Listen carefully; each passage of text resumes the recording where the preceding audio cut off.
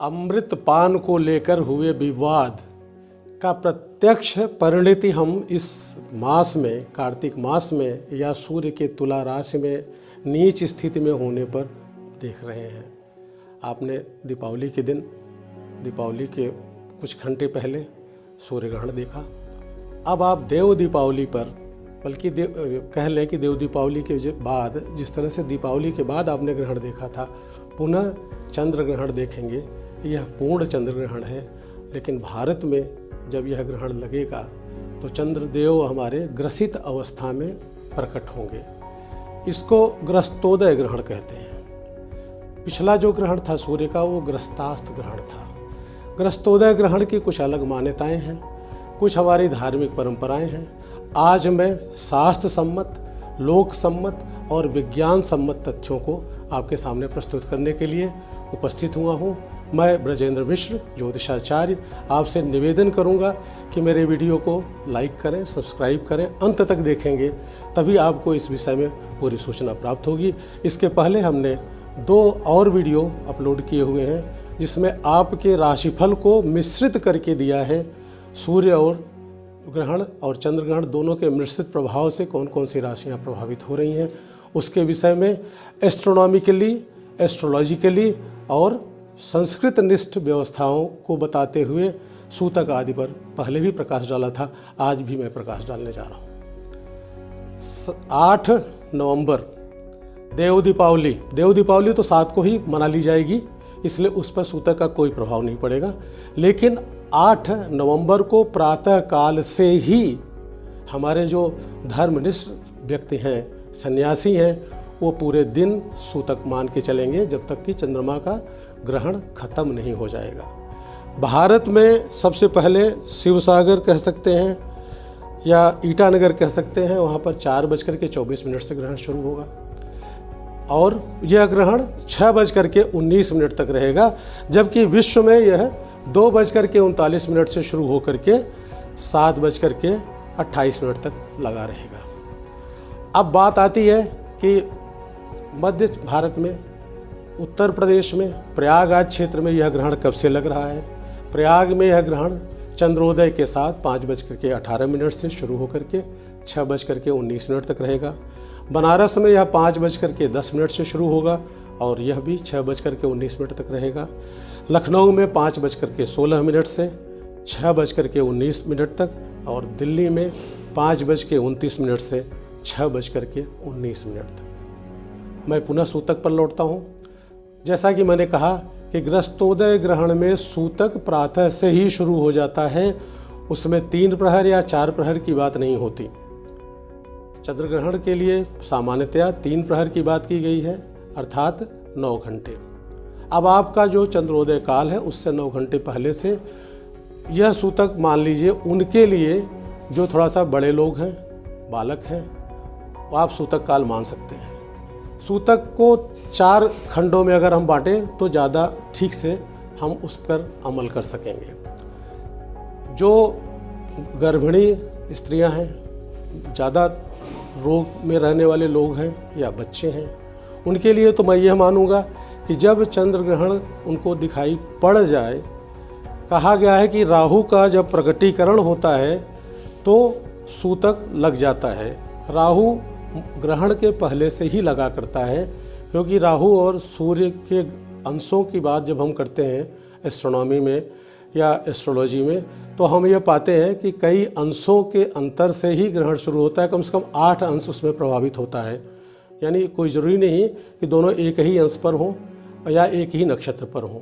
8 अंशों के बीच में अगर चपेट में सूर्य और चंद्रमा राहु और केतु के साथ आ जाते हैं तो ग्रहण लगता है।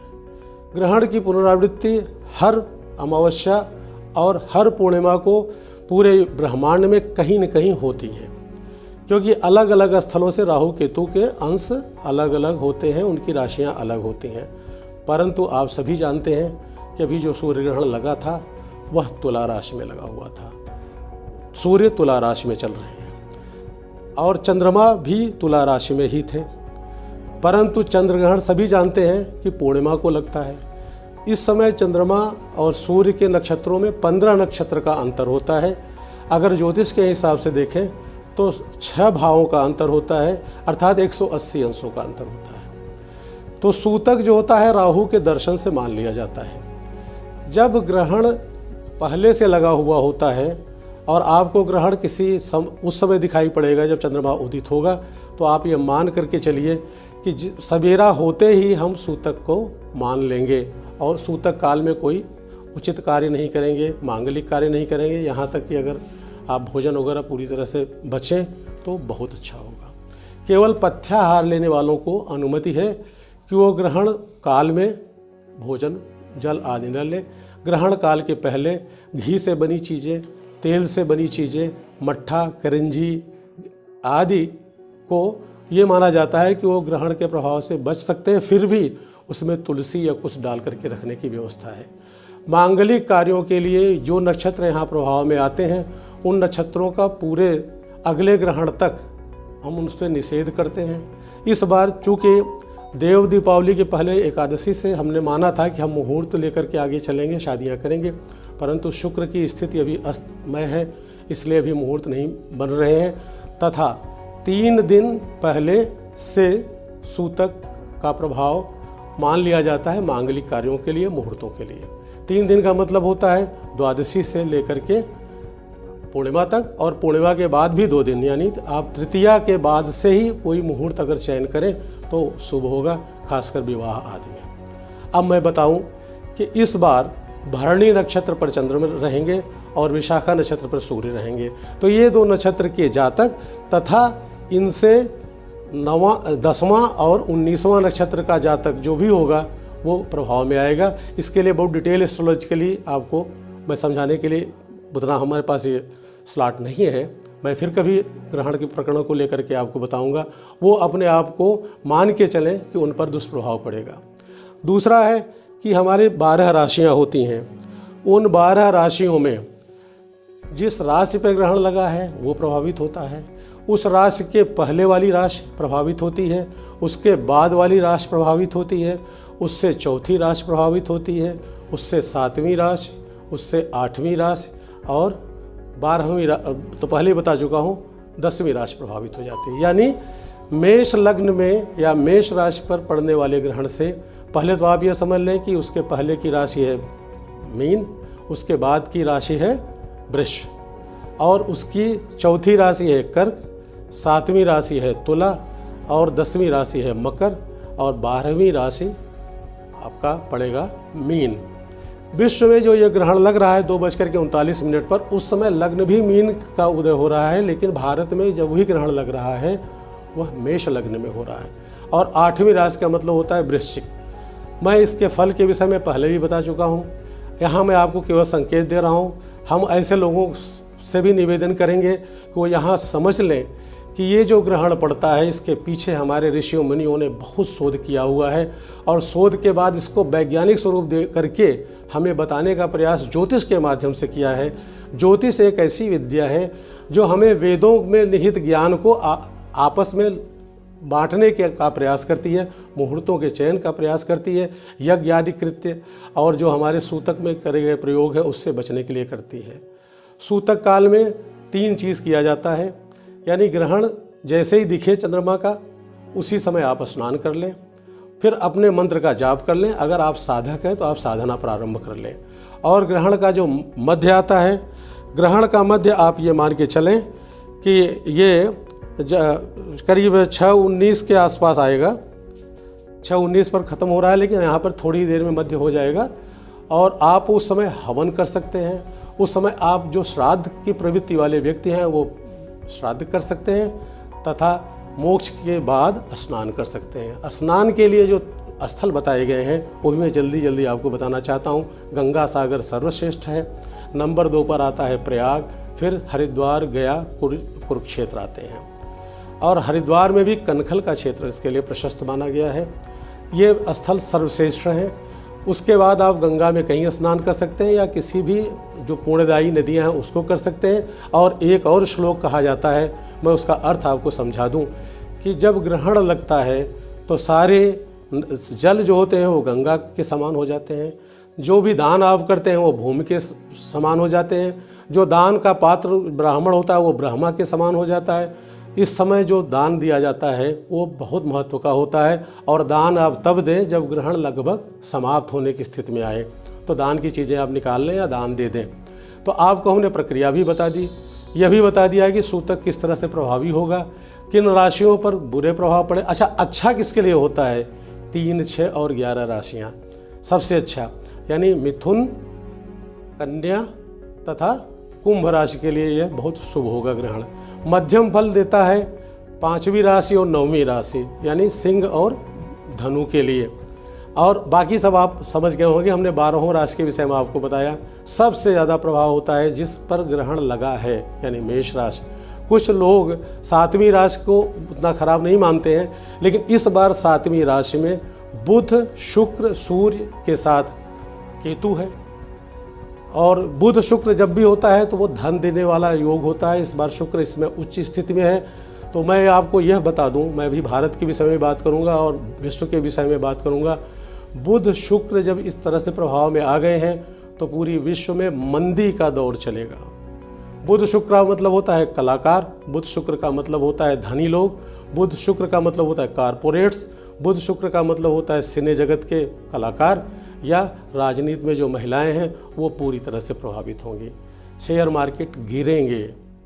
हमारी बृहद संहिता में वाराह मिहिर ने किस नक्षत्र पे ग्रहण पड़ेगा उस पर कौन लोग प्रभावित होते हैं, किस राशि पे नक्षत्र पड़ेगा उसमें किस तरह के भूभाग प्रभावित होते हैं, किस तरह के कार्य करने वाले लोग प्रभावित हैं, उसका विवरण दिया है।